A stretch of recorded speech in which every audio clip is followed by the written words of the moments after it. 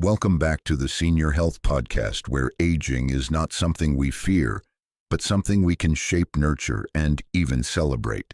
I'm Dr. Mark Hyman, and today we're talking about something that often gets ignored until it's too late: muscle loss after 60 and what you can do about it before bed tonight. Let me begin with a story. A few months ago, a patient named Richard came into my office. He's 74, fairly active, eats what most would call a clean diet. But he looked at me and said, "Doc, I feel like I'm slowly disappearing. Not sick, just fading." And you know what? He was right. Not emotionally, biologically. He was losing muscle mass quietly but consistently, something that affects nearly 1 in 3 older adults. And here's what's worse. Most people don't even realize it's happening until they struggle to climb stairs, get out of bed, or catch themselves after a stumble. So the real question is, why is this happening? And more importantly, what are we missing at night when the body is trying to rebuild? To help us answer that, I couldn't think of a better person to join me than someone who has spent over a century living this truth. Our guest today is one of the most respected physicians in Japan. He's not only over 100 years old, still active, still advising younger doctors, but he's also shaped how generations of Japanese elders eat, move, and age with dignity. He doesn't just teach longevity, he embodies it.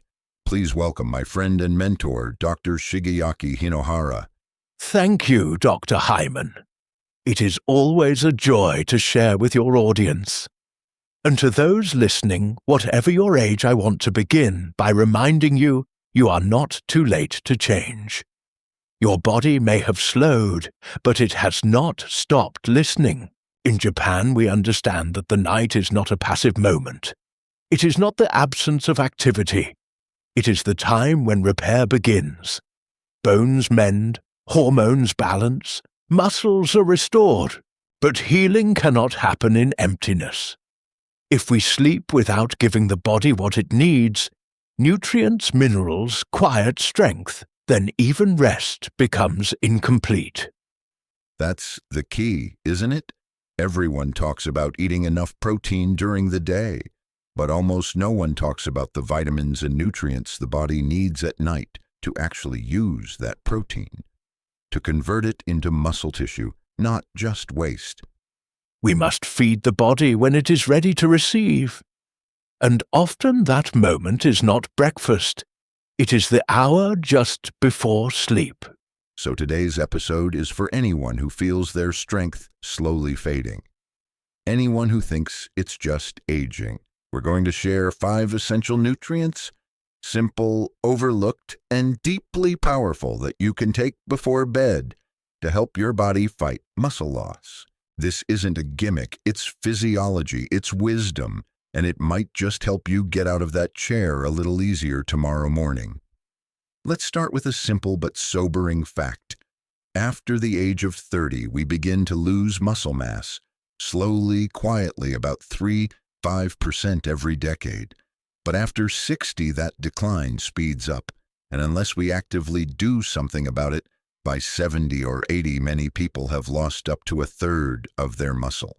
Now, this isn't just about strength or vanity. It's about function. Muscle keeps you upright. It stabilizes your joints. It controls your blood sugar. And perhaps most importantly, it gives you independence. In Japan, we have a word, ikigai, the reason for waking up in the morning. And without physical strength, even small joys like gardening, walking to the market, or playing with grandchildren begin to slip away. What's often misunderstood is that muscle doesn't disappear because of aging itself.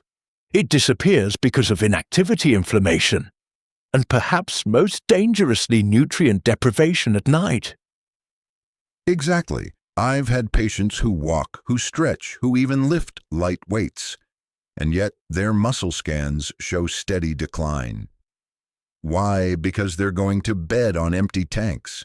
The body wants to repair, it just doesn't have the materials.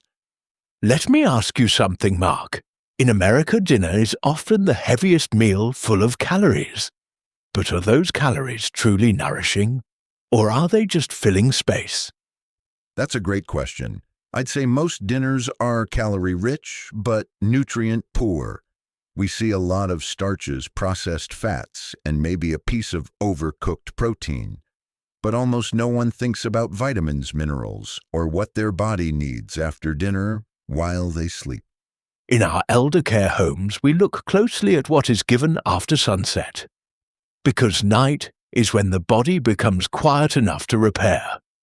But if magnesium is missing, if there's no vitamin D, no zinc, no amino acids, then the body has nothing to rebuild with. It becomes like a carpenter with no tools. And this is where sarcopenia becomes so sneaky, because it doesn't cause pain. There's no alarm bell. One day you notice it's harder to get out of a chair. Then comes the hesitation at the stairs. Then comes the walker or the cane. Yes. And sadly, many people think this is just getting old. But what if it's not? What if it's just a lack of repair? That's exactly the shift we want to create with this conversation. Losing muscle doesn't have to be inevitable, but we have to understand the problem before we can fix it. And the problem is not aging. The problem is forgetting to nourish while we sleep. So coming up, we'll share 5 vitamins and nutrients that science and centuries of experience have shown to be essential for nighttime muscle preservation. But more importantly, we'll show you how and when to take them for the best effect. And I will share a few simple habits from Japan. Nothing expensive, nothing extreme, but small steps that allow the body to keep its strength longer than most would expect. If I had to pick one nutrient that's both wildly important and dangerously overlooked, especially in older adults, it would be vitamin D. And here's the twist, it's not really a vitamin. It functions more like a hormone, a conductor. And without it, your muscles can't play their part. Vitamin D3 helps regulate calcium absorption, supports your immune system, and boosts your mood. But what many people don't realize is that it directly affects muscle strength and balance. Low D3 has been linked to increased falls, poor coordination, and slower recovery after physical activity. And here's the thing, over 70% of seniors in the U.S. are deficient in it, especially those who stay indoors, wear long sleeves, or take acid blockers. We face the same issue in Japan, especially among elders who are no longer active outdoors. The sun used to be our pharmacy. But now the windows are closed, the curtains are drawn, and with that, the body's natural supply of vitamin D disappears.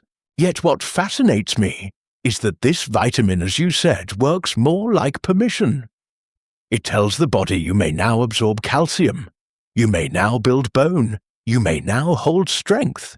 Without it, we may eat well, but absorb nothing.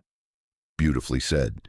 But let me challenge you on one thing. Some people believe they can get all their D3 from food, from eggs, fatty fish, fortified milk. But I've found that for most seniors, that's simply not enough. What's your view? I agree, but with nuance. Food contributes, sunlight sustains. But for those over 65, especially those on medications or living in colder regions, supplementation is often necessary.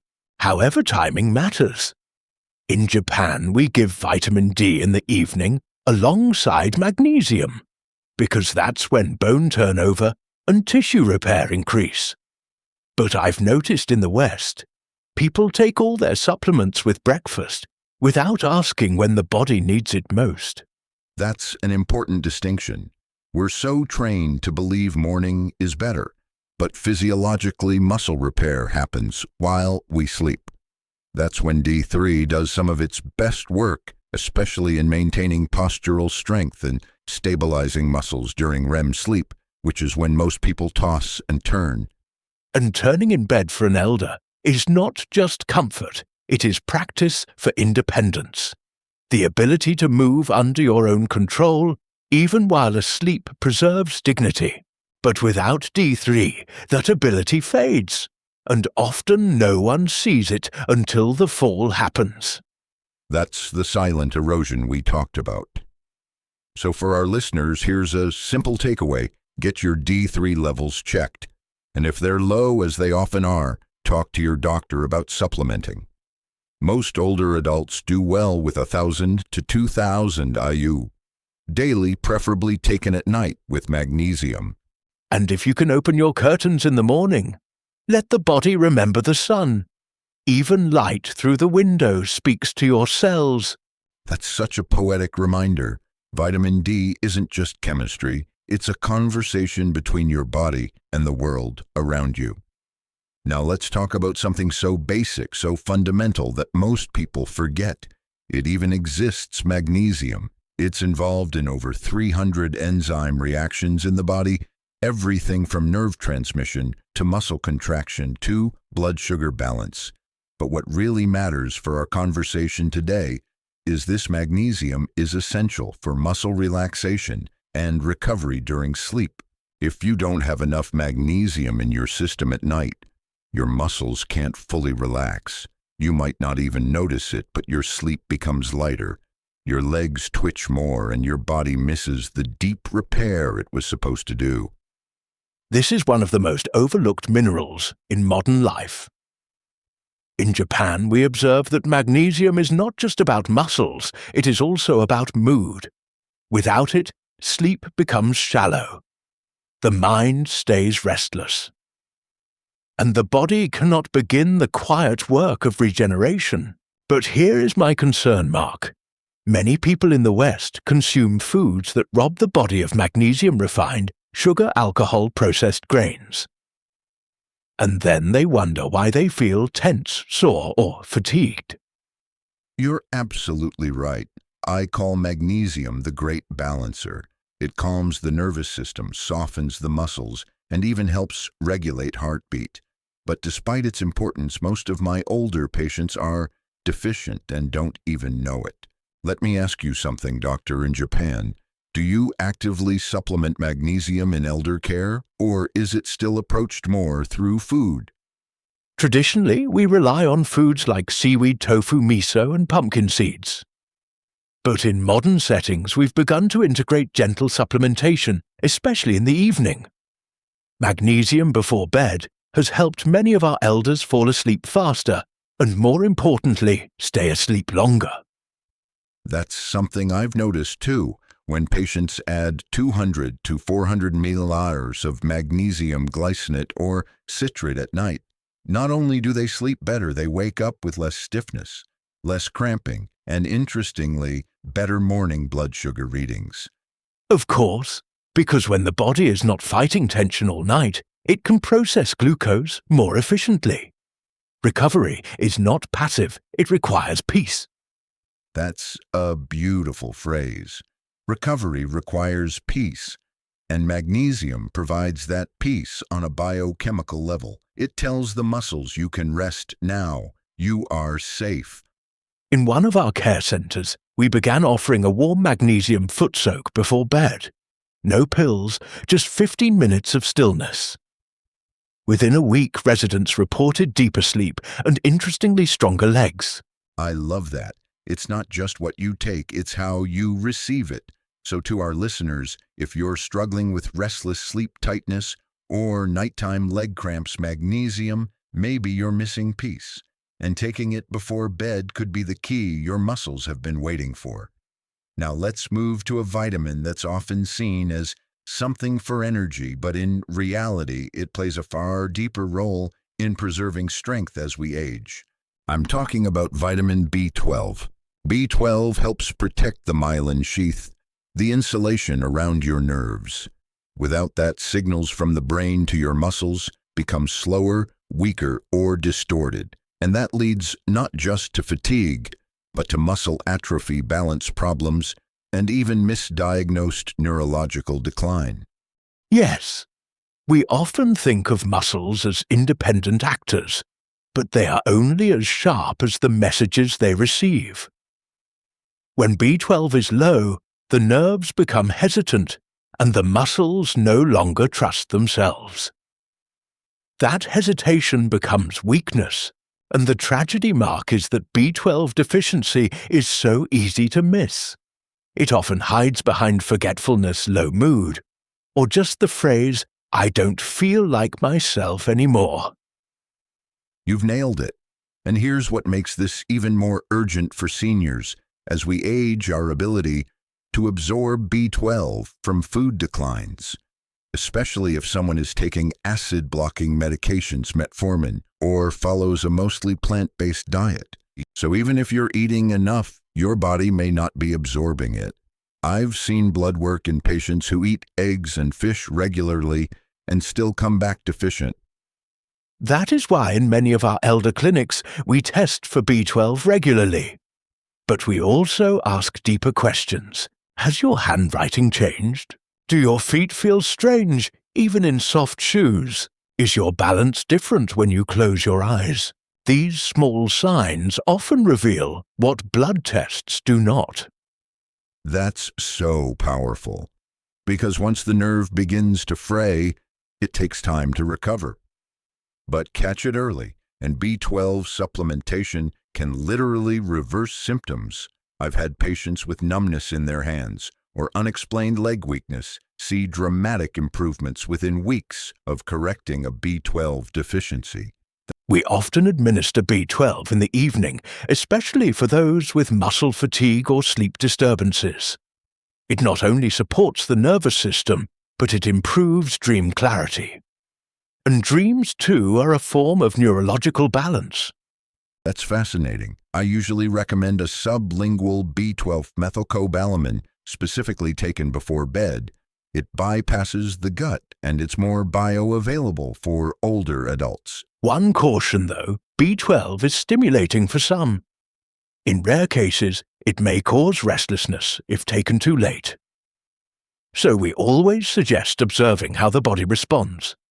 Excellent point. So to our listeners, if your legs feel slower, your steps less certain, or your memory just a little more distant than usual, B12 might be a silent partner worth checking. Talk to your doctor, test your levels, and remember it's not just about keeping the muscle strong, but keeping the communication line alive. And where there is communication, there is still strength, even at 90. Let's talk about a mineral that doesn't get much spotlight when it comes to muscle, but without it, none of the nighttime repair we've been discussing can actually happen. I'm talking about zinc, the quiet worker, the molecular repairman who stays up while you sleep. Zinc plays a critical role in protein synthesis, tissue healing, and even testosterone production, all essential if we want to hold on to muscle, especially after 60. But the truth is, most seniors are mildly deficient. Not dangerously low, but just enough that the body starts cutting corners. Yes, zinc is not dramatic, but it is tireless. And when it is missing, wounds heal slowly. Strength returns hesitantly, and even the appetite changes. In our tradition, we say zinc is the hand that stitches the muscle back together. But Mark, let me ask, do you think the West has underestimated zinc because its effects are not immediately felt? Absolutely. People don't notice when zinc is working, but they sure notice when it's missing. Poor sleep, longer recovery after exercise, slow healing after a small fall. And here's the kicker. Many common medications deplete zinc: diuretics, ACE inhibitors, even antacids. So an older adult can eat well on paper and still fall short. This is why we do not look only at diet, we look at function. Does the person bruise easily? Do they take longer to recover from colds or fatigue after gardening? These small clues often point to deeper deficiencies. That's such a valuable lens. And here's what's fascinating. Studies show zinc taken before bed not only improves tissue repair, but also enhances deep sleep, the stage when muscle growth hormone peaks. So again, timing matters. We give a small dose in the evening, often paired with warm tea or a soft-boiled egg. Nothing aggressive. Just an invitation for the body to begin its quiet work. And just like with B12 and magnesium, the form of zinc matters too. Zinc picolinate or citrate are generally easier to absorb, and it should never be taken on an empty stomach. It can cause nausea. Also, balance is key. Too much zinc can deplete copper, so we always assess, not guess. Testing before supplementing is not weakness, it is wisdom. That's right. So if you're listening and you've noticed slower recovery, weaker nails, more frequent colds, or even changes in your sense of taste, those might be gentle signals that zinc is in short supply, especially if you're trying to rebuild muscle while aging with grace. Zinc works quietly, but what it builds lasts. And in old age, it is better to be steady than sudden. We've talked about nutrients that build, protect, and restore. But now let's talk about one that clears the battlefield, omega-3 fatty acids, specifically EPA and DHA, the two long-chain omega-3s that reduce inflammation, protect the heart, and yes, play a crucial role in muscle preservation. What most people don't realize is that inflammation isn't just about swollen joints or red skin. Chronic low-grade inflammation slowly erodes muscle mass, disrupts sleep, and interferes with hormone signaling. And omega-3s are one of the most effective natural ways to quiet that fire, especially while you sleep. In our elder communities, we often refer to omega-3s as the oil of gentleness. They soften the tissues, ease the vessels, and calm the inner noise that prevents true rest. But Mark, I do have a question.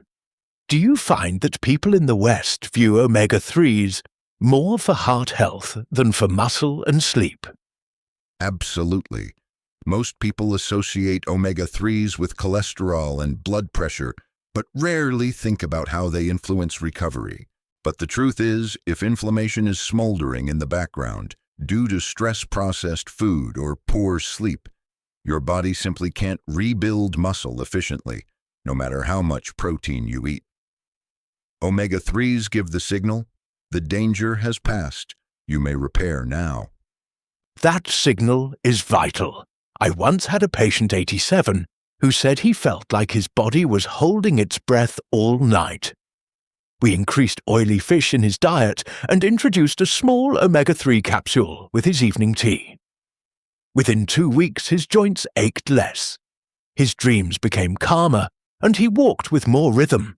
I've seen similar stories, and what's fascinating is that omega-3s also seem to improve sleep architecture, especially deep non-REM sleep. That's when muscle repair peaks. So even though we don't think of fish oil as a sleep supplement, it quietly supports the entire repair process. And yet, quality matters. Not all oils are pure. Not all capsules are stable. We only recommend brands that are tested for heavy metals and oxidation. Because in old age, trust is not given easily to people or to pills. Well said. I usually suggest starting with 1,000–2,000 macros of combined EPA and DHA daily, preferably taken with a small amount of fat in the evening. Not a big meal, just something to help absorption. And we must also honor food sources. Sardines, mackerel, even a small piece of grilled salmon can offer more than just omega-3. It carries tradition.